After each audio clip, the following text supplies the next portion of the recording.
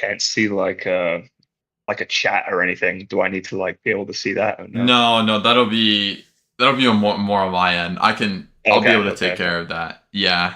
Um, Plus that also it gives me more the flexibility of doing more like the moderation. So in case somebody Yeah, decides to be weird and you know yeah. put some stuff in Roasted. there, you don't have to like see any of that stuff. So I Yeah, yeah, when I yeah. first when I first did it, the first couple episodes, there was some people that like some of the old like high school kids that I used to know that were kind of the younger side, they would like troll around and they would like say a bunch of stuff that half of the stuff just like didn't make sense and half of it was them trying to just like get me, unpurposely canceled or something like that. So but Yeah, yeah. but ever since then it's been a lot better. So like I haven't had Okay. many issues. Um Yeah, good. I had to like after the first couple episodes for the first season I had to get a moderator to like do everything for me because it was kind of bad and I was still figuring out like all the streaming stuff too because this PC like I built from scratch and it's like maybe 5 months old at this point. So like Oh, damn. it's yeah, and this thing is like it's insane. Like it's crazy. So Crazy. um, That is but crazy. Do you use it for like gaming too? it's like I'm yeah, assuming that's what you. Yeah, maybe yeah. yeah. I also use it for gaming. So use it Oh, damn. mainly for yeah, and this thing is like combination of gaming, like schoolwork, Crazy. this stuff, and like editing videos. So Oh, okay. Cool. yeah, Really cool. Do you use it for like gaming too? it's like I'm yeah, assuming that's what you. Yeah.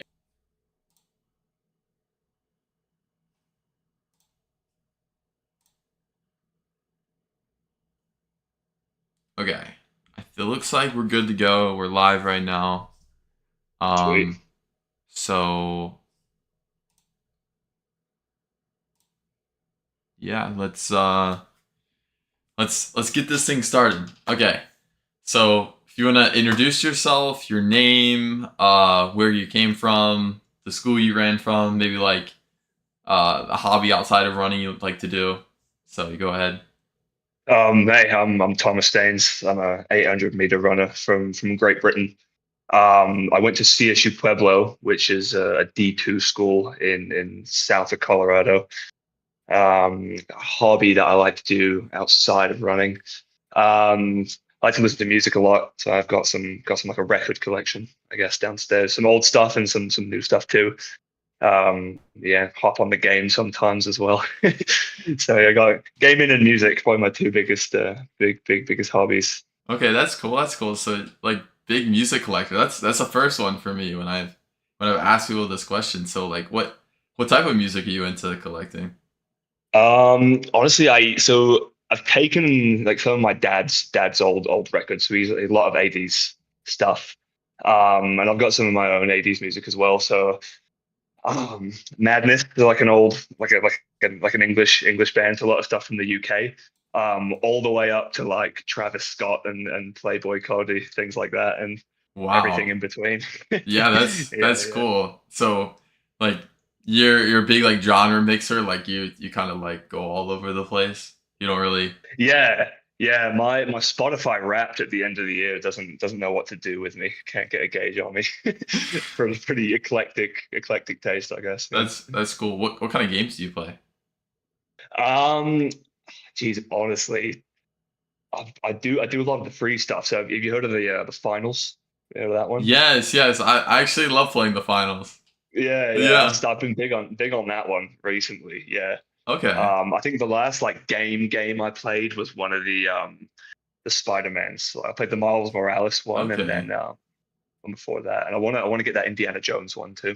Oh, That one that's looks dope. That's so cool. That's so that cool. one looks fun too. All right. All right. No, I like that a lot. Okay. So, I want to say maybe you got to fill me in on a little of this information, but you went Yeah. did you start at CSU Pueblo in 2018, 2019? 17 would have been my 17, 18 was my, oh yes, 17, 16, 17, probably I graduated Oh, high school in 2016. So okay. yeah, 16, 17 was my Okay. So you freshman were year. like Yeah. you were a sophomore, junior in 2018. Yeah, yeah, Okay. yeah. Okay. Okay, that makes sense. So I just remember I saw this. I was doing when I was doing some research. I saw like the flow track video they put out, and they were like, Thomas Staines breaks the indoor D2 800 record. So what year was that? That would have been my junior year. So that'd Okay, been 19. Yeah, 2019. okay, 2019, and that was 146. Yeah, 146 to One 27, I one think. 146 two. Do you remember what the previous record was before that? I don't, honestly, I think it might have been Drew Windle. I think it might have been 147 low or 146 high. Wow. But I think it was Drew Windle's before that. Yeah. Okay, so you at least broke it by like a half a second, even more than that. Yeah, I think I got it Okay. by quite a bit Okay, too. yeah. Yeah. So, what were your times were in high school then? What were you running in high school? So I started running seriously probably like sophomore more year. So I came from a soccer background. So originally I was using it for just Okay. like to get fit. I think a lot of that's like the gateway for a lot of Yeah. runners, right? Start out as a soccer player and then you move into track. To be honest, I did a bit of everything too. So when my first like sophomore season, I think I might have run 4:58 in the mile. Um, my first ever 800, I ran 2:35. That was my first ever attempt at an 800. I think by the end of my high school career, I got down to 4:18 and 1:52 by the end. But I had already gotten into college Okay. by that point, so I ran that at the state meet. So I think when I was looking at schools, I was really a 1:55 Okay. guy. Okay. Yeah, And so were you competing did you go to high school in the US or in Great I Britain? did. Okay. Yeah, high school in the US. Yeah, yeah. So Okay. me and my parents moved out to Colorado. Okay. Um, What year was that like right before you started high school? no, I moved in probably elementary Oh, school, okay. like second grade. Yeah, yeah. But I was going back Okay. every year too. But I did all my schooling in the US. Yeah. Okay, I got you. Yeah. I'm just curious cuz like obviously your British accent has stayed with you for a long time, so it's like It's you come back probably the more time I've spent with my parents and spent more time really. over in England So again. Yeah. yeah, so I was thinking like, oh, maybe he moved like right before high school or something like that. But it sounds like you've been in the U.S. for went to schooling in the U.S. for a long time, but probably like stayed in maybe Britain during the summers or something like that. Yeah, pretty much. Yeah. Yeah. Okay. Was that like a lot of like travel and like I guess putting maneuvering that around like your school schedule and your running stuff and Not really, because like I mean, when I was a kid, like that was just like vacation, right? That was just holiday, so we would just go back yeah. for like summer for a couple of weeks, for maybe longer. But with like the running and stuff, I when I started running, it was my goal to in high school go back and compete in some of the BMCs. That's like the circuit, I guess, back in England. So I Yeah. started kind of getting into that like after high school season. Mhm. So that was kind of like my gateway to like traveling for races and stuff. Okay. What part of Britain are you from? So I was born in Epsom, which is like if you're looking at the map of London, it's south and Yes. then just a little bit west. Yeah. Okay. Okay, I got you. So, because I know Britain is like divided into the it's like England, Wales, and then Ireland Scot and or Scotland, yeah, Scotland. Sorry, and my bad. Northern Ireland. Yeah, yeah. Yes, and then Northern Ireland. So I was like, I didn't know if you were from exactly England or you're from Scotland or Yeah, yeah, but yeah. sounds like South. Yeah, I'm probably 20 minutes south of London. okay, That's where I was okay. born. Yeah. So like I get this. I don't know when I'm like looking on social media a lot. I'm scrolling on social media. It's like the stereotype of like living in Great Britain, and it's like, oh, you want to meet up for somebody, that's in a different city. It's like, oh, I gotta just drive 30 minutes away, but then you meet somebody in the US and they're like, oh, I live in Iowa, and it's like 7 hours drive or something like that, and you're like, oh, Yeah. I don't think we're gonna be able to hit a run together or something Yeah. like that. Yeah.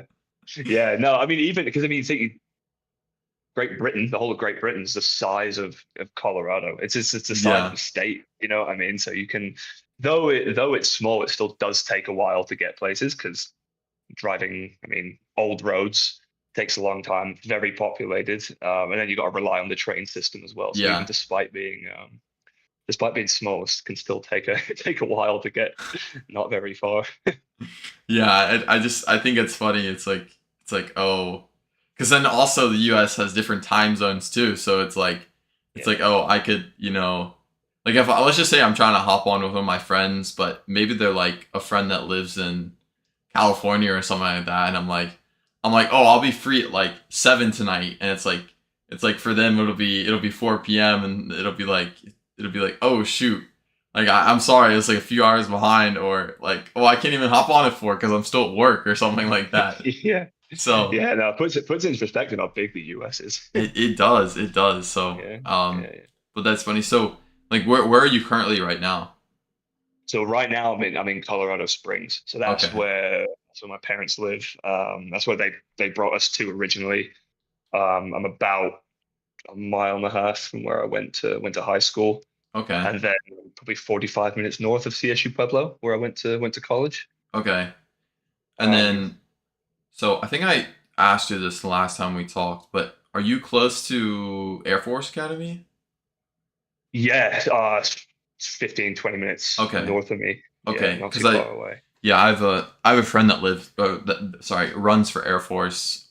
Yeah, He just ran like 342 altitude conversion to 15. So yeah, not bad.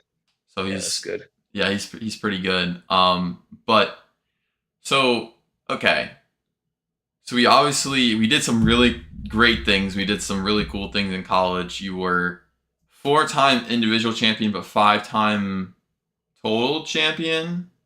Yeah, had a DMR in there too. Okay, and Yeah. so I don't think, regardless of division, not many guys can say that they were a five-time NCAA champion, regardless of the division you were in. So like, and obviously, if you're running 146, did you run 145 in college or after college?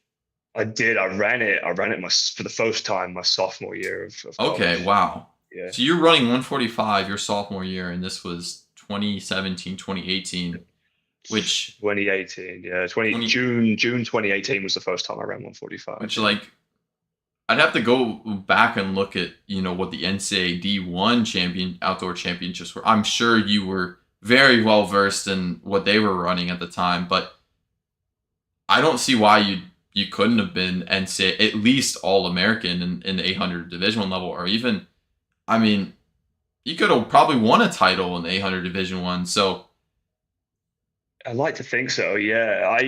Well, the first time I ran 145 was at the Music City race in Nashville. okay. And I got to race Edward Kemboy the year after he won Oh, okay. NCAA's, and I ended up beating him. So I think I like to think I maybe could have done it. Yeah, yeah. So I'm very curious. So obviously, you know, if you were being recruited at 155, it's like 155 is kind of that threshold where you could probably get some Division One walk on offers, but it's Yeah, like it's like you could probably get more scholarship money on the D2 side. So, yeah, and obviously, it sounds like you have a very good relationship with your parents, and your family are very connected and stuff like that. So maybe your parents yeah, had a little bit of decision of like, oh, what are we gonna do moving forward in high school? But yeah, 155 in 2016 was like, I don't know. That sounds like to me that maybe you should have gone Division One. Obviously, there's a lot more factors that go behind the scenes, and I talked to a lot of high yeah, school kids about this, like that reach out in my DMs and they ask for advice, and they're like, "Hey, what should I do? I have these times. This is my year. Like, I'm interested in this major, or maybe I like this is, my financial situation, because that's another thing too. Like, oh, what can I,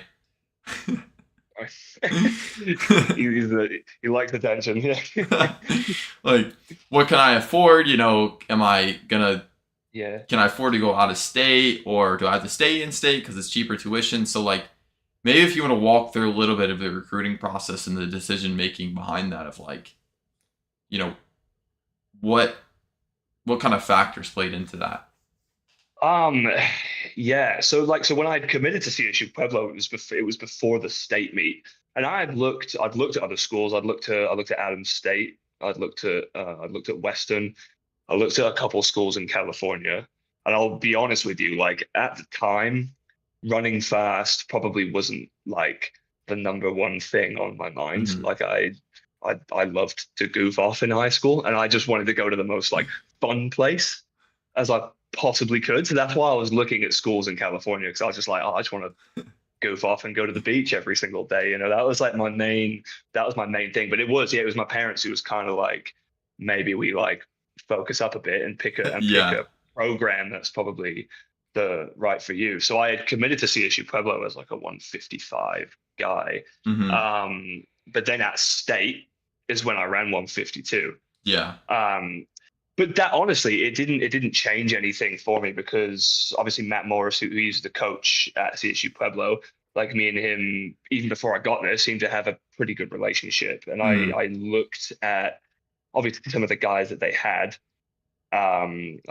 Marcelo Liguera, who now he runs the marathon professionally for Mexico, and Derek Williams, who had quite a few All Americans before Yeah. I'd gotten there. I looked at the guys that were there, and I was like, you know what, like I want to go somewhere that's small enough to where I can get like the individual attention to develop. Hmm. Um, but yeah, I mean, I did have some D1 offers too, and it just kind of, for me, for where I was at the time, I just think the smaller program and the more like individualized approach to the training was what suited me a bit more. So that's why I ended up going to CSU Pueblo.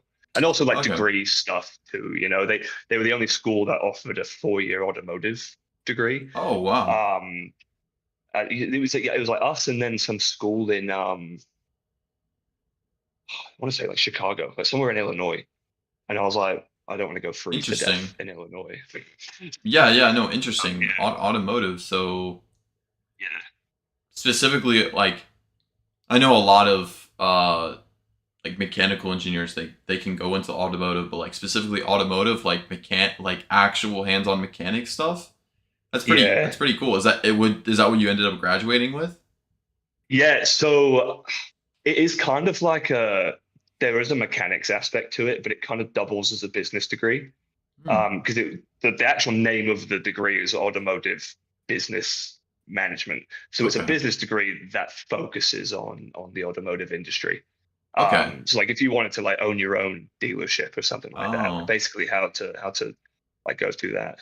Yeah. interesting. I Interesting. guess we could have added cars to hobbies. Like, Yeah, yeah. No, yeah, that's a I cool forgot degree. about that one. So, yeah, I'm mechanical engineering. So like, I was curious at first if maybe there was some things that like went together a little bit on that end, Yeah, but I'm not um quite like an engineer. It's a bit above my no. my brain. Um okay. So yeah, that's some very interesting stuff, because like I said, I'm glad that you actually talk about how you weren't, I guess, 100% focused on running or school in high school, and that maybe your priorities weren't.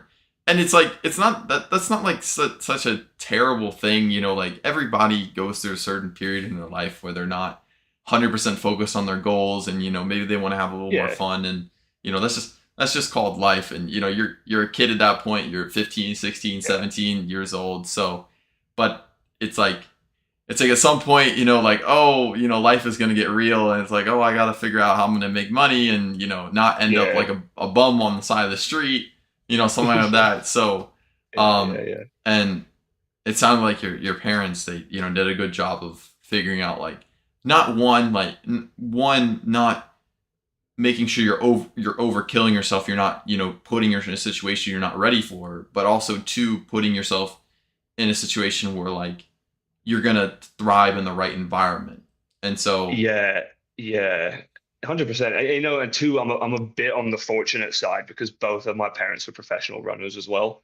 So I think wow, they kind of got to look at like he's only 17, 18, yeah, right? We don't want to go, you know, kill ourselves by 23, maybe go to a program that's too high volume. So yeah, even though they stayed out of the coaching, like while I had a coach, I think the time in between figuring out that next step, they were very helpful. yeah. No, that's good. And I, I might have a hot take on this one. So get ready for this hot take. I don't think D1 is all cracked up as a lot of people make it out to be. Okay. I think D1 has a few advantages over other divisions in certain aspects. Like, you'll have better competition at your conference level. Okay. At your Hmm. conference meet, you'll have better competition on average. You'll have better competition at your whatever your regional meet is outdoors or your regional meet in cross country. Yeah, And you'll have better competition at the national level overall. But I think on a regular season basis, you go like, and you probably remember this too. Like, there was guys that were D3 racing you, and D1 guys and NIA guys and JUCO guys that probably, a few of them were probably as fast as you at regular meets, or maybe even unattached guys that just like don't even, they're not even on a team, and so they're racing you, and it's like during the regular season, the competition, you can find good competition no matter what. Like, it's just yeah, you gotta seek out the right environment. Two, yeah, I think on average, D1 schools have better facilities than D2 and D3, but mm, you can definitely find D2 or D3 schools that have better facility than some D1 schools out there. Like, yeah. No, I'd agree. I um, would agree. and there's some D2 and D3 schools, uh, at least on the distance side that I know of, that have historically been better programs than some D1 schools out there. And Mm, I know that for a few years CSU Pueblo was like up, like I saw them, I think y'all were competing for like a national title in cross country at some point. yeah, Um yeah. so it's like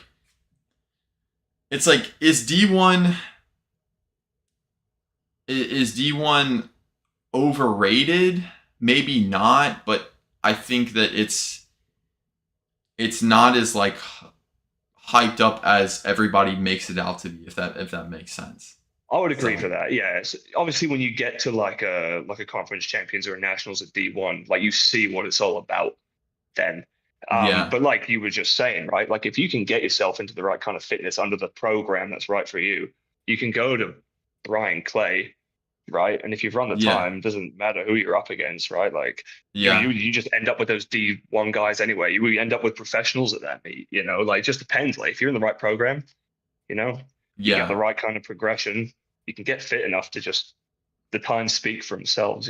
yeah. No, I 100% agree with that, and it's like I think what's also made that inflated as well is the transfer portal, Yeah. NIL, Yeah. roster limits. Like, it's just, I don't know, man. I am not a very big fan of the NCAA system right now. I think that you left at literally the perfect time. You Yes and no.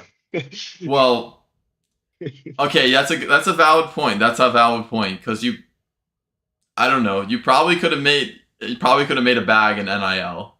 That's what I mean. Yeah, like So because NILs they weren't even a thing like when I was in school. You know what I so mean? I think it was 2022 was the first NIL deal signed, and actually, out of any sport out there, you know what's crazy is the first NIL deal signed was by Charles Hicks and oh my god, I'm forgetting his name. Cole Sprout. Mm. They both signed an NIL deal, and that was the I first ever remember that. NIL deal signed, period, across any sport out there, which I think is pretty cool and pretty crazy. Yeah, But I do remember that. Yeah. yeah, so and it's like now you just see these football guys that are signing like NIL deals, and it's like $5 million 2-year NIL deal, and you're like, bro, why do I even try at this point? Like, come on, man. You got high school kids making 40, 50 grand a year I on know, I on the know. It's track like, side. it's Yeah. like, but as much as I think NIL can be a good thing, it, I don't know. I think it like puts this fantasy in a lot of people's heads of like, yeah, I want to get recruited and I want to sign a huge NIL deal in college, but it sounds like a lot of, first of all, you have to be like the top percentile to even get that kind of that money. And Yeah. it's like sure, shoot for the stars. If you really think you're gonna make it there, go for it, man. Do it. Try and get that NIL. But for 99.9% of the guys, they're not really gonna get that. But even the guys that do sign for them those NIL deals, like unless you are literally the most financially literate person on the planet, like $2 million is, sure, it's a good amount of money. It's a good starting amount of money, but it's not going to last you your entire life. Like, Yeah, no, and it's true. like you got to figure out, oh, am I going to stay the running route? Am I going to go professionally afterwards? Am I going to use this money so I can invest for my long-term future, get my degree fully paid for, and then I'll be set the rest of my life? And it's like a lot of people think of that first step, but they never really think about the following steps, if that makes sense. Yeah, So no, it's true. Especially at that age too. You know what I mean? Like that amount of money is like, oof. yeah, You do a lot with that, you know. But yeah, no, you're right. yeah. So it's at least that's my thoughts on it. Obviously, I'm just one person with one opinion. So, but Yeah. I think overall, I'm not a really big fan of the NCAA system right now. There's definitely some pros. There's definitely some cons, and I'm curious to your thoughts on this new 5-for-5 legislation. What do you think about What's that? that? What's So that? so the new 5-for-5 legislation basically says that you have 5 years of eligibility to fill in 5 years.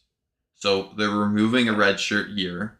Okay, Oh, interesting. they're removing the redshirt year, and then on top of that, you're only limited to uh one free transfer your entire NCAA career. The other, if you use that transfer, then you have to get it approved by the NCAA board. Okay. So, what do you think about I guess that? the one transfer, are you limited to one, or you just have one free, like you can just transfer once, You can only basically. transfer once, and the other transfers you have to get it specifically approved by the board. So it has to be like, oh, I Okay. my Yeah. coach got fired and my team sucks, so I need a transfer. Or I broke my leg and so I can't run for an entire year, and so my team is saying, hey, you're not gonna have a spot on the team next year, so I need to transfer. Yeah, I would say I mean, that's pretty good because it kind of stops, I don't know, especially it having to go through the NCAA board. It kind of stops certain teams creating like super teams. Do you know what I mean? Yeah. Because that's kind of what you see happening now.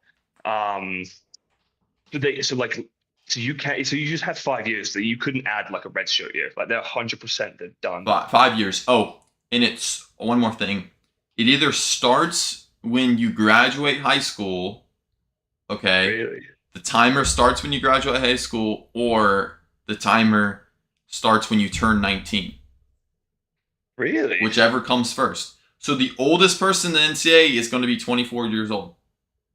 Yeah, I mean, to be honest, that makes sense to me because who's that ASICS guy who's going back to the NCAA to do his masters? Shoot, I can look that up right now. Because he I mean he had a professional contract. I'm pretty sure he went to world champs last year. Um, Louis Hinchcliffe? Is that what you're Louis talking Hinton. about? No, is that him? The I don't guy think going that's back him. to Houston? No, he's the sprinter. I saw that too, though. So Okay. I guess, yeah, perfect example though, right? Like Yeah. he went to Houston, then he signed professional and went to the Olympics. I remember him. He runs for Great Britain, and then yeah, now he's going back to Houston. But I think a marathon. I don't know if he's marathon. He might be 10K guy. Um, well, you know what school he's going back for? Or going back Yeah, to? I saw it yesterday, and I was just kind of like, oh, that's kind of I funny. don't know But exactly I who you're guess talking to. I saw if you know what after this, if I see it again, I'll send it to you. But Okay. basically, so he had an Okay. ASICS contract, right? Yeah. And then he went to World Championships, and now he's just like, oh, now I want to get my further my education. So now after all that, after all being a pro, then he's going back to school. So I guess it kind Yeah. of prevents Well, things like that happening. it's like with NIL, it's like, are you really like going back to your amateurism? No, you're still staying a pro basically. You're still Yeah, staying a pro. You're 100%. still I bet that guy is still gonna sign a contract with the school. And so honestly, and maybe you can provide some insight on this. I don't know what you're exactly about allowed to share and not because of contract stuff with did you say you're with On? Well, I had the long deal like 2 years ago, 2023, Okay, so 3 years ago. you were previous with On at some point. Yeah. Yeah, like a little Okay. kid deal. Yeah, yeah. So I don't know what you can specifically share with this, but like I have heard that on average NCAA D1 NCAA NIL deals are more than like pro contracts for some reason. I've heard it. I haven't. That's all like through the grapevine stuff, because no Yeah. one really shares like specifics. But I have. I mean, I've heard people allegedly on insane amounts of money, but because on the pro end of stuff. So my first contract was with Under Armour. Okay. Um, and that, I mean, yeah, they had a good setup, and they had like good bonus structure and all that. And a lot of what we raced for was like the bonus money. Okay. You did have like a base, but like there was like bonus money thrown in. But now like you do hear of kids making like 150 grand, like three. Yeah. That's more than I made at Under Armour.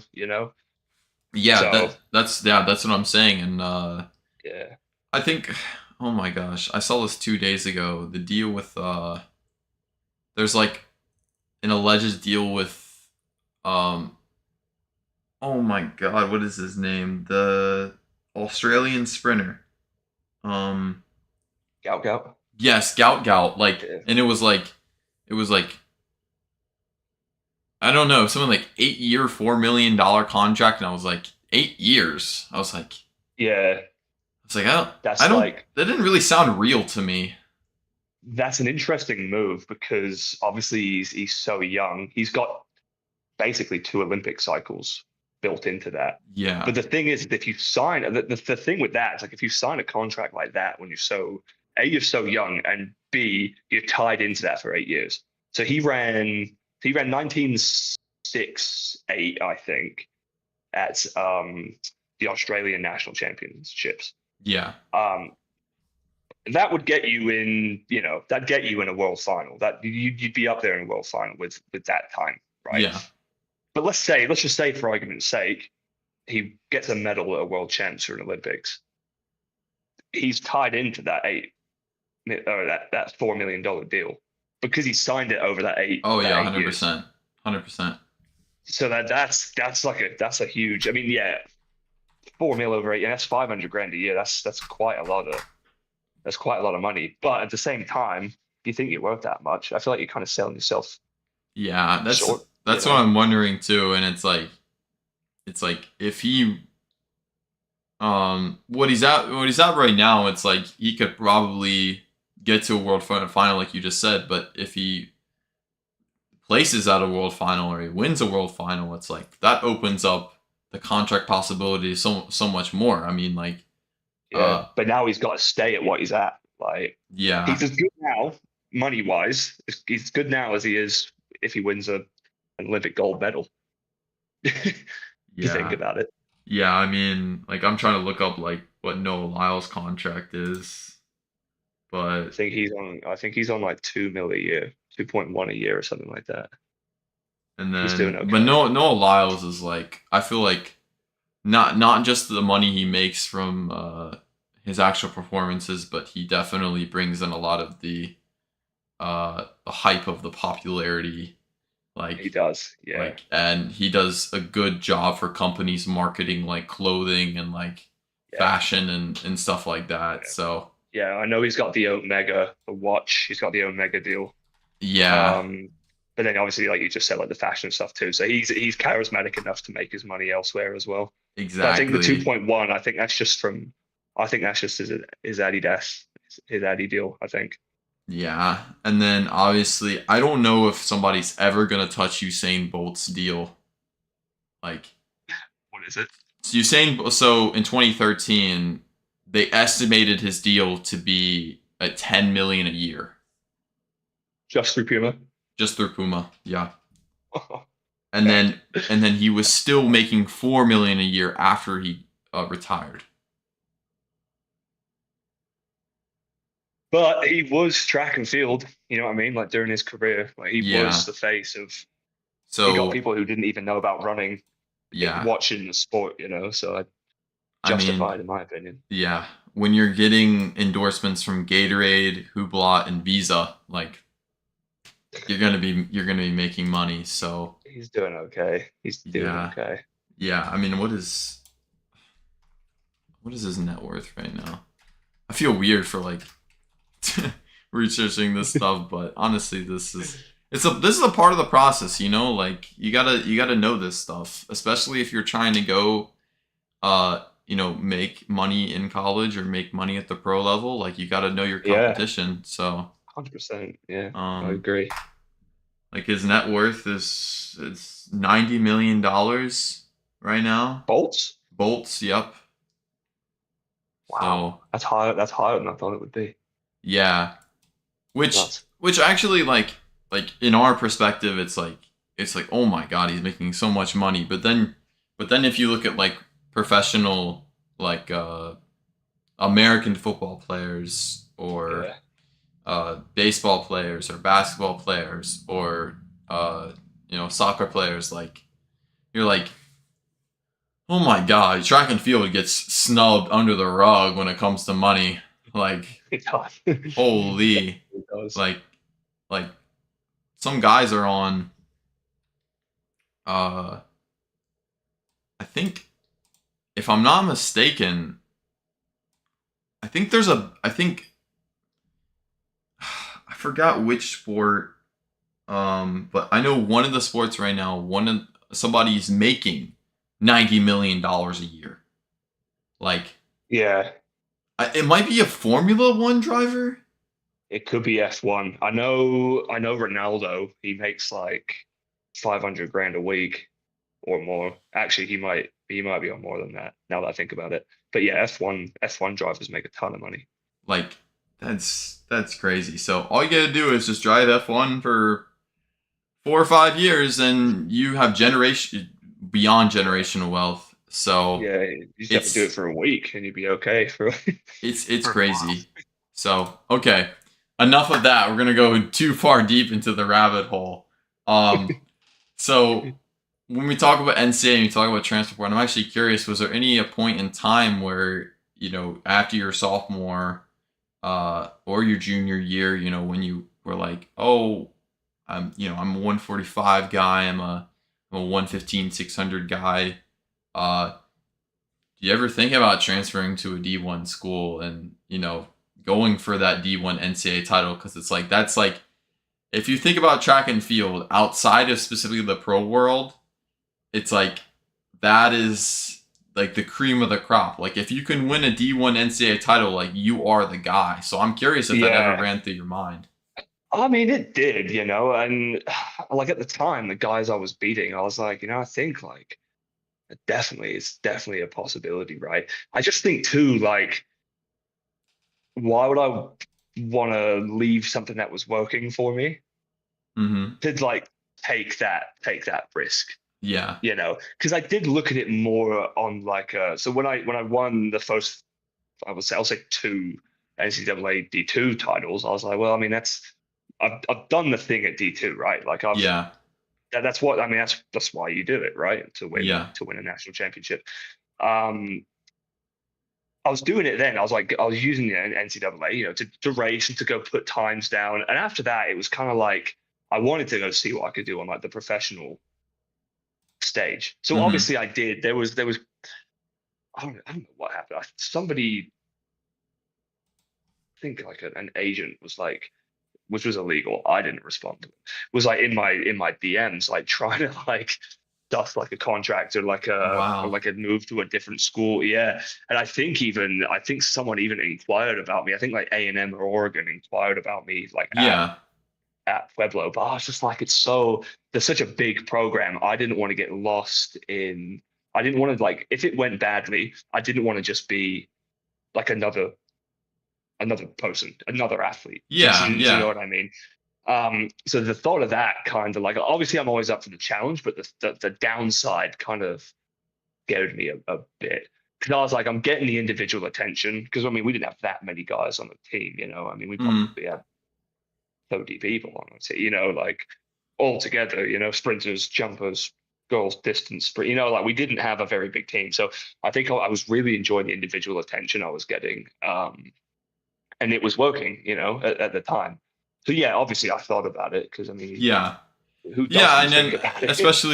especially if you have pro aspirations, and it's like if you're looking beyond the college system, it's like sure you could take the risk and take the chance of transfer, and odds would say that you have a good chance of winning a Division 1 title, or at least placing top 3 or something like that. But Yeah, it's like the last thing you want to do is you want to transfer to a an NAU or an Oregon, or I know NAU is probably more on the distance side than the mid distance side, but they yeah, nowadays they have a lot better mid distance guys like yeah, they do. like Yeah, Colin Solomon. So yeah, um, yeah, but it's like the last thing you want is a coach to overuse you and then you get injured and it kind of ruins your entire career.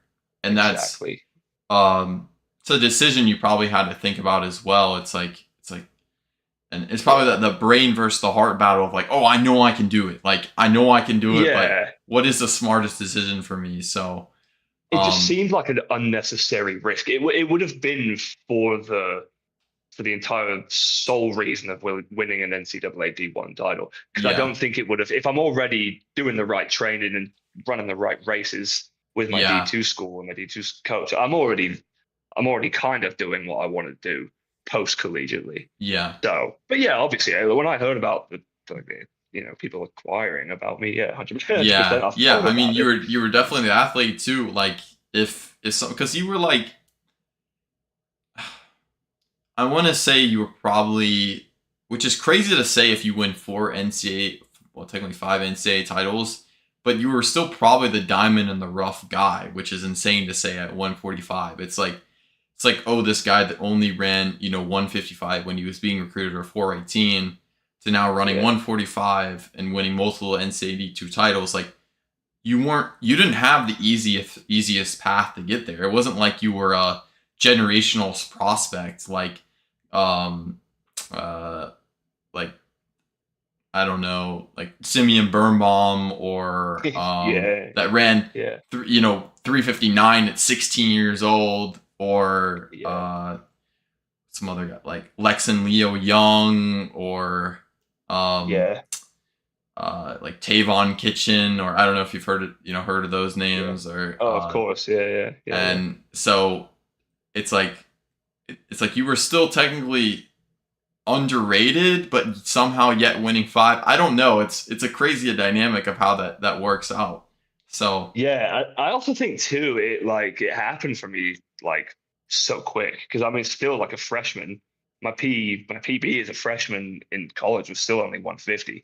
So yeah, it's just like I kind of just feel like I appeared out of nowhere. So no one really knew much about my background, anyways, just because you yeah, know, I didn't do yeah, much in the eyes of yeah. track and field as a whole. Yeah, If you ask the Oregon coach your senior year, like oh, oh, who was Thomas Staines? He'd probably be like, who? Who is? But Yeah. then you come your sophomore, you run 145. I bet if you ask, oh, who is Thomas Staines? He's like, oh, that's the really good guy from CSU Pueblo or someone like that. So, Yeah. Yeah. um, but it's very, very interesting. So, okay, so we're gonna have to go more on the more, I don't want to say negative side, but the raw part of the sport, and we gotta Yeah. talk a little bit about injury here. Okay, and so I know that you talked to me a little bit about this, off the mic, behind the scenes a little bit, but Mhm. it hasn't been all smooth business No. post college, post collegiately. So No. w- you were obviously kind of on top of the world post, right after your college. Like, I've won 5 NCAA D2 titles. I know I could have won an NCAA Division One title. I don't know if you've signed a contract directly right after college. I Uh, did. That's when I went to the Baltimore 800 okay, now. But so then you went to back then it was District Track Club okay, so back you went then. to but that was supported by Under Armour, correct? Yeah. Okay, Yeah. so you went to Under Armour. So you're on top of the world, and you're like, oh my gosh, what is this? Was this right when 2021 was in Tokyo? Yeah. Okay, so this was like right before Tokyo Olympics. Yes. Okay, right before Tokyo Olympics, and then you're like, oh, if I don't do Tokyo Olympics, I'm definitely gonna be there in Paris in 2024. Um, Yeah. and then something happened along the lines, and it was probably an extremely humbling experience. So, like, maybe you want to talk a little bit about that and just bouncing, trying to bounce back from injury and whatnot. Yeah. So yeah, obviously I went to District Track Club, and like I love those guys. They're great guys. I like Tom. He's a great coach, really good person. I think they've learned a lot, obviously, the past few years since I was there. Obviously with like Navaski and Alex, so Yeah. like all those guys are running really fast. When I went, I don't know, I just don't think at the time like the training was right for me, right? So it was a bit like sprint based. So I Okay. started like picking up, and I'm not saying like this is the root cause of the issues, right? But like it's when training was kind of different. I started like just picking up like some calf injuries here and Yeah. there. So I thought like, best thing, maybe like training's not quite right for me. So I came home and I actually went back to my college coach, Matt Morris. And so I ran my PB, and then I picked up this like crazy Achilles injury in 2022. So I missed the trials in 2021 because I was just banged up, not in a good way. Actually, I can't actually remember the injury I had. They were all becoming Wow. like one thing. And then like I had to call my season 2022 because I picked up this Achilles thing that just like it wouldn't go away. I basically Hmm. I ran my PB, and then I got invited to the Sound Running meet. I think it was 2 weeks after Azusa because I ran my PB at Azusa, and I had to drop out because I had this Achilles thing. So I struggled, but after I ran my PB, struggled with this Achilles thing, got it to go away. 2023, I think, was Budapest. I had to drop out of the trials because I tore my left soleus, Oof. and then so I missed the trials then. And when I was getting back to running, I somehow got COVID. Yeah. And even though that's not an injury, that still put me in a not great spot. And Yeah. I was like, you know what? Like, it's all well and good. Like, get myself right. I'm gonna get back on the horse. Like, it happens, right? Injuries are a part of the sport. No matter who Yeah. you are, you're gonna end up dealing with something 100%. some way along the way. So yeah, leading up to Paris, I think it was 2 weeks before. Oh, I think it was 2 weeks before the trials. I had my left Achilles, something in my left Achilles. I was testing some spikes, some prototype spikes out for a couple of weeks. Oof. I won't say who, but Yeah. Yeah. Let's I keep that. keep it under wraps. I felt this like sharp thing go off in my Achilles, and I was like, oh, crap, that's not good. So I immediately took spikes off. And I looked down at my Achilles, and my Achilles tendon was probably like 2 inches thick. Like the minute it happened, and I was like, great. Thought I had like ruptured my Achilles. Like it was brutal, whatever it was. I couldn't even like walk on it. And so I went and got scanned on it, and it turns out you have a tendon that runs next to your Achilles called your plantaris. So it goes down the back of your leg, kind of wraps around the medial part of Hmm. your soleus muscle, runs all the way down next to your Achilles and then like to your foot. But mine had gotten like adhered to my Achilles tendon. And I want to say, I think Isaiah Harris might have had the same thing. I can't remember exactly. He had the same kind of procedure done that I did on mine, so he might have had the same injury, I think 2 years ago. But basically, my plantaris and my Achilles had gotten like stuck together, Ooh. and this is like 2 weeks before the Olympic trials. Yeah.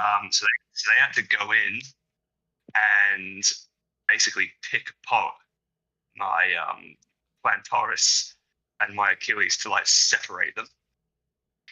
So that was a gruesome injury. So yeah, obviously got back on the horse, raced a couple times that summer, and then last season I ran my season's best. I think it was my second race this season. My season's best. I ran like 146.5. 2 days after that, tore my right calf. I'm quite an injury prone Yeah. guy, but it leads you get to a point where you're like you got to figure out the root cause of like all these issues, right? So we've narrowed it down to like trapped nerve issues. So Okay. when your nerve is under pressure, it contracts the muscle, Yeah. and when the muscle is like stays contracted, and you keep trying to run on it, eventually it's just gonna go. Um, so yeah, I've been doing a lot of stuff to like I've got a good PT lady here who helps me with like all this like nerve relieving stuff. Okay. It stops all that cramping in my calves and stuff like that. So yeah, not been an easy road, but as of right now, I've got it under wraps, under control. Yeah. So a lot of injury infestation this last 4 or 5 years plus. So Yeah, it it's doesn't seem like stopped my progression. You know what I mean? But yeah, it doesn't sound like it was just one thing. It was just a combination of a lot of different things. And once you get on the yeah, right track, it's like oh my Achilles is better now. Oh my calf, like and yeah, it's like whack-a-mole, like playing whack-a-mole. yeah, and unfortunately, like you said, it's just a part of the sport. And once Yeah, you get to a certain uh caliber of training, specifically at the level of maximizing your efficiency and your form, and you're doing like all of the little things, it's like one thing is gonna bound to slip up at some point.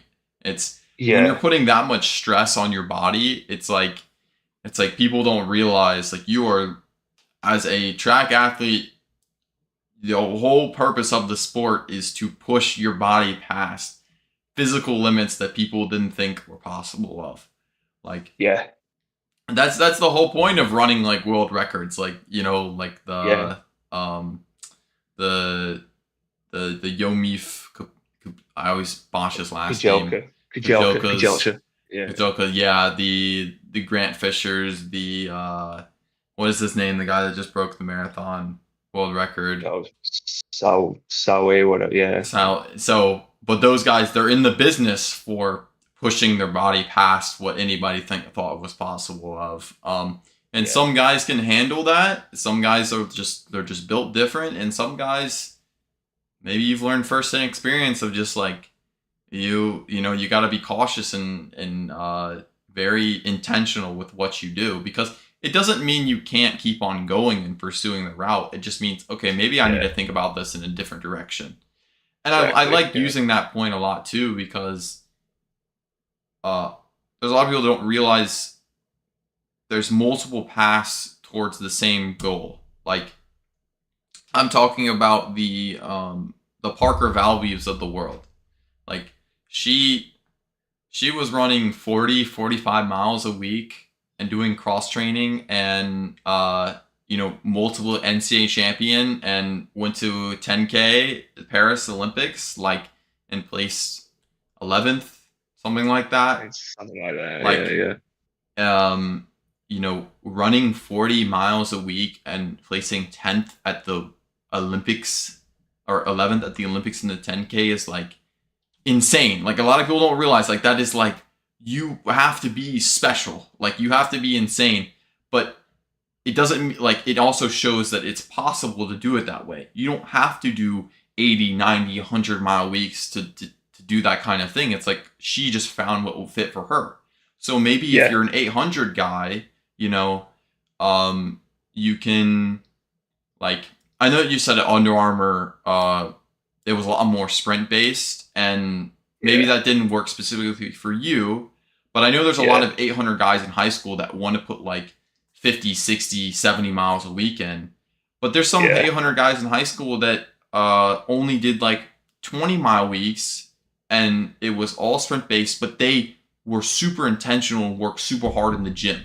Like yeah. and stuff like that. And I think one guy I can think of that was an example of that was Cade Flat. Um, Oh yeah, he only did yeah, like 20-mile weeks, but every day was a workout week. But he was yeah. like, I saw his gym workouts, and that man was like lifting like a football player. Like Yeah, he's a big kid. Yeah, thinking about it, he's so, and he a big almost guy. broke the high school 800 record. So like, it's just there's different routes to the same goal. It's at least in what I'm trying to progress. And 100%. I think if I'm not mistaken, I think Cooper Lukenhaus only runs like 30-mile weeks. Like He might. Yeah, he's got good sprint speed, so he can get away with that I think he only runs lower like 30-mile miles. weeks, and I think he still ran like 40 something 40 in the mile, which is Yeah, like 406 I think he well ran for a mile. 406 in the mile, 30-mile weeks is pretty gosh darn good. Like That's pretty um, good. Yeah, and I'm actually curious what he's gonna run in the 15. Like I yeah, think no, I yeah, think me he could too. run like 337, 338. I think that was about my guess of what he'd run. He'll probably So prove us wrong and go run 331. he's gonna run like 329, and we're gonna be like, okay, let's just hang up. We're gonna quit. Let's just hang up our spikes right now. Yeah, Sorry, no, we're done. He's gonna he's gonna do that, and then he's gonna come back to the NCAA, and then he's gonna win a title in the NCAA, and we're gonna be like, oh no, like because apparently you can do that now. So you can. um, Yeah, that's the way. It's the way to do it. yeah. Everyone else is doing it, so you might as So that well. was his master plan all along. He was going to go pro right out of high school. He was going to make money in a pro contract, and then Oregon has to pay him $4 million a year, and he's gonna go sign with a team when he's 20, 21 years old, and he's gonna win like 16 NCAA titles. Uh, Yeah, and so everything. All about make him run the 400 too. yeah, make him. He'll be running the 4, the 8, the 15, and the 5K at at nationals, and then he'll be all American in cross country and 10K for some gosh darn reason. He'll be in like 200th place coming in mile 4, mile 5, and then you'll just see him like the announcer be like, oh, here comes Cooper Lukenhaus, the last mile. Drops a 4:12 last mile in the 10K. Bye, everybody. Like, anyways, so I think that's funny, but so okay, we're gonna get kind of like the the later part section of this podcast, so we're gonna kind of slow it down a little bit now, but I guess my last question before we get to the question that I always ask people at the end is, what is kind of the future of Thomas Staines right now? What are some short-term goals? What are some long-term goals? Are we thinking about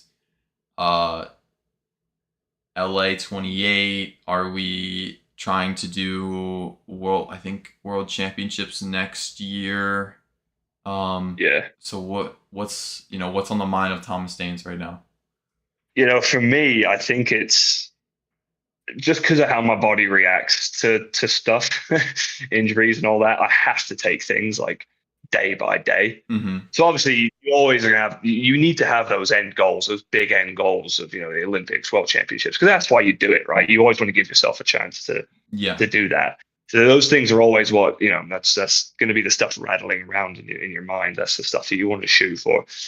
For right now, I mean, and even like last year, my goal last year is kind of the same too. And it was just like go back to basics because of what my body's kind of let me down the last couple of years. It put me in a bad spot, like mentally, because I wanted to I was the 145 guy trapped in a body that couldn't even make it to the start line of a race, and Yeah. it was really really frustrating.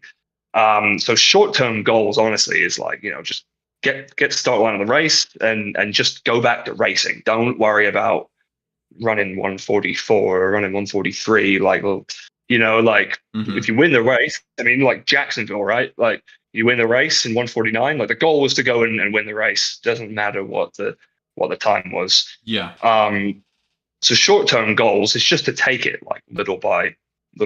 Set aside who you were 2-3 years ago, right? Just focus on where you're at now. Yeah. Um, Also mentally too, I got into this kind of, I don't want to say bad habit of wanting to prove out something every single time I'd either race or go do a track workout, right? Like in my head, I'm just like, gotta show these people I'm still like here. I'm still a guy. You know what I mean? And Yeah. like Yeah. that's Yeah. the like Yeah. a detrimental mindset. A, to yourself. B, if you go and have a stinker of a race, right? You're only going to get in your head Yeah. more about it, right? So yeah, short term goal, just get back to racing. Really, just go and race the best you can, and don't overthink it.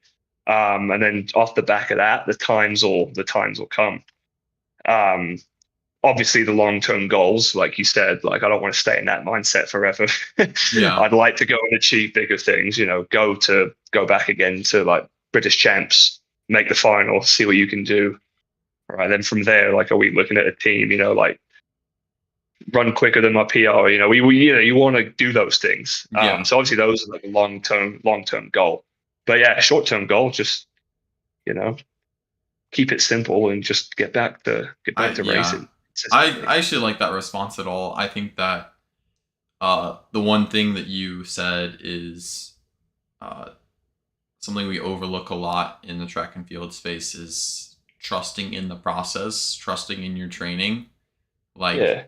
it's we tend to try and look for results in our training, but we have to keep in mind that like the whole reason of our training is it's setting you up for the race, and it's there's like intentional parts each part of training. There's going to be days where you're going to hurt and it's going to suck and you're going to do bad, but Yeah. you got to keep in mind like those days are meant to feel like that, like those, because Yeah. you're supposed to be getting ready for the bigger picture in mind. So it's like 100%. Yeah. focusing on day by day, and so I do like that a lot.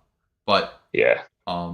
so I'm still a victim to it. I haven't nailed it down yeah. perfectly yet, because at the end of the day, like every runner's a competitor, right? Like it's hard to kind of tame that. Like Yeah. every time I go for an easy run, try not to turn it into a tempo run. Every time I go to the track, Yeah. trying to turn it into a race. You know what I mean? Like do everything, do everything right.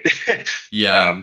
I think the Keep that hardest simple mindset. Yeah, I think the hardest days are the days where you're supposed to be doing an easy workout, like you just said. Like maybe you're just supposed to do like your coach is like, okay, today we're just gonna do 8x200, and I only want you running 30 flat.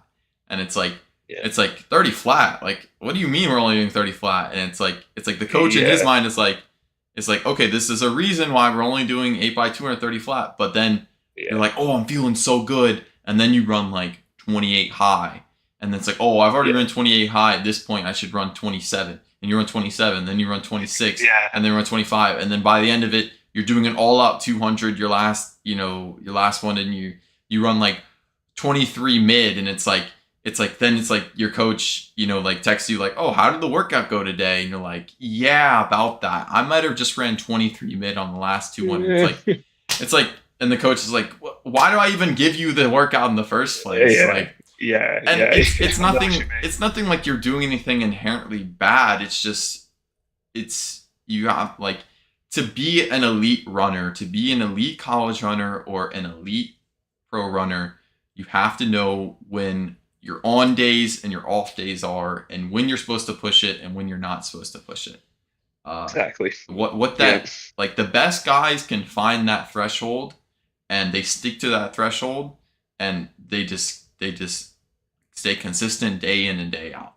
So consistency. That's the biggest thing. So, it really is. 100%. So okay. So the question I ask everybody on my podcast is, if you had to be a pro in any other sport, what would the sport be and why? That's tough. I'm gonna say soccer. My favorite team is Tottenham. Okay. So I'd play in the Premier League, I think. Okay. But after that 40 million a year, I don't know. Maybe I should be looking at F1 instead. I think for the love of the game, I'd play soccer. Yeah. So for the love of the game, you'd be a Premier League player. What position would you play? When back when I did play, I used to be right wing. Okay. Just because of my pace. So I thought I like that position a lot. Yeah. No, that makes sense. My little brother, he plays left wing. So. Oh, that's good. Yeah, he plays left wing. So he's gonna be trying out for the high school team soon. So he's going into high school this next year. So. Okay. Yeah. Very nice. So, all right. I appreciate you so much coming on. You shared some really great insight. I think, you're the first guy I've had on this podcast that has had 5 NCAA titles. So I don't know if I'm going to find anybody that is you might have the record for a long, long time. Unless I somehow get, Edward Cheserek on. So he do me by quite a bit, I think. Didn't he run like 8 or something ridiculous that? He has a ton. Yeah, he's got 8 to 10, something like that. Oh my god, dude, that man was a menace. And did you ever race him? Oh, he was a bit before my time when he was on the track. Obviously, now he's on the road and whatnot. But I think his last year was 2017, so that's why I'm curious. Yeah. Hold on, let me look it up really quick.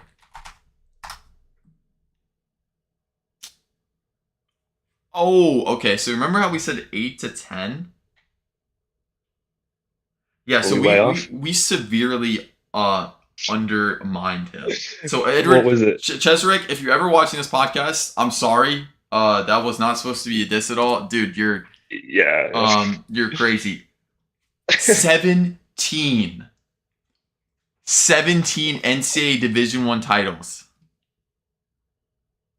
14 in track and 3 in cross country.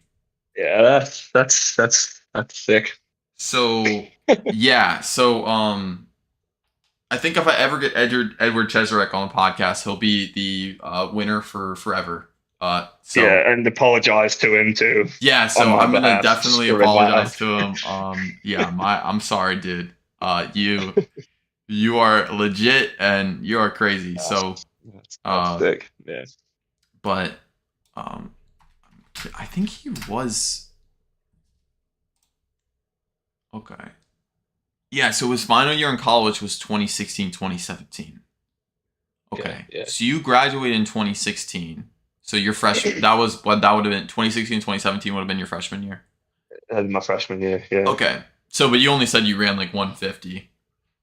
Yeah, I ran, and that was like the last race of the season, I think, for NCAA. Yeah. 150. So maybe if you were a year younger a year older, or he was a year younger, then maybe your sophomore year on 145, you guys could have went into 800 together or something, which would have been cool.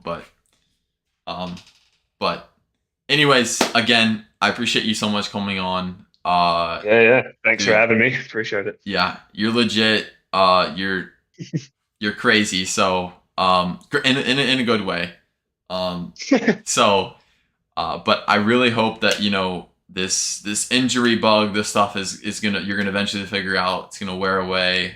Yeah, And yeah. you know, dude, next year if I see you line up in the 800 in the um this would be the European trials.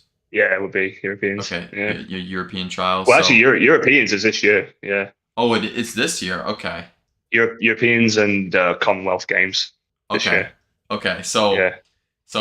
I'm gonna, regardless, I'm gonna be cheering you on, dude. I'd love to Appreciate it. see you at the the World Championship stage. I love to see Olympic stage. So, and I know that it sounds like you got really good work ethic, and you're willing to go the distance. So, but Always. Yeah, yeah, of course. if you got any last messages you want to leave to the listener, um, you know, go for it. Oh, I don't know, man. Just keep it simple and have fun. Because at the end of the day, that's when we're all running our best, right? When it's fun and not stressful. So Yeah. yeah. All right, man. I think we'll call it there. Stay. I'm gonna end the stream, but you Okay. you stay in here. So. Okay.